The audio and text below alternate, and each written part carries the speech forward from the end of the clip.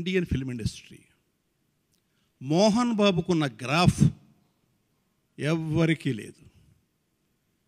అమితాబ్ బచ్చన్ తీసుకోండి, దిలీప్ కుమార్ని తీసుకోండి, ఇక్కడ రామారావు గారిని తీసుకోండి, నాగేశ్వరరావు గారిని తీసుకోండి, ఎవరినైనా తీసుకోండి, మోహన్ బాబుకున్న గ్రాఫ్ మాత్రం ఎవరికీ లేదు. స్వర్గం నరకం తర్వాత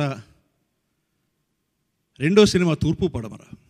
ఆ సినిమాని తెలుగులో తీసేటప్పుడు నేను మోహన్ బాబుని ఫిక్స్ చేసి ఇంటికి వచ్చాను.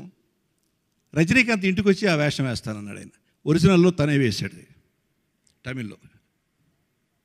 అంటే రెండో వేషానికి, రెండో చిత్రానికి పోటీ పడ్డాడు రజనీకాంత్.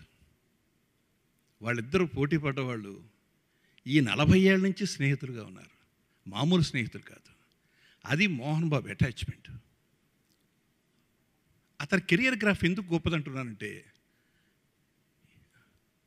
ఒక వేషం కాదు, కళ్యాణి సినిమాలో చేసిన వేషం వేరు, శివరంజని సినిమాలో చేసిన వేషం వేరు.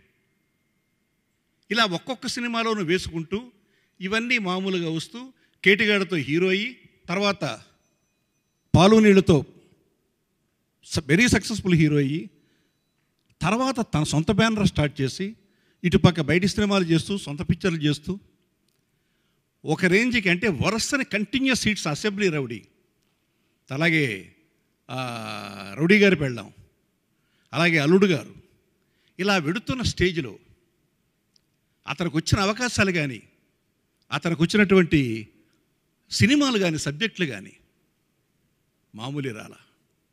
కొన్ని సమయం లేక చేయలేకపోయాడు, కొన్ని కారణాల వల్ల చేయలేకపోయాడు. అవి కొంతమందిని హీరోలు చేసేసినాయి. ఈ రకమైన గ్రాఫు అలా వచ్చి పడి లేచి మళ్ళీ పడి లేవడం అనేది ఎక్కడా జరగలేదు. డైలాగు చెబితే దాన్ని మనసులో పెట్టుకుని ఎంత పెర్ఫార్మెన్స్ చేయగలడో దర్శకుడిగా ఆ అనుభూతి నాకుంది. పెదరాయుడు తీసుకోండి, ఇవాళకి ఒక ఆణిముత్యంలా నిలిచిపోయిన చిత్రం పెదరాయుడు.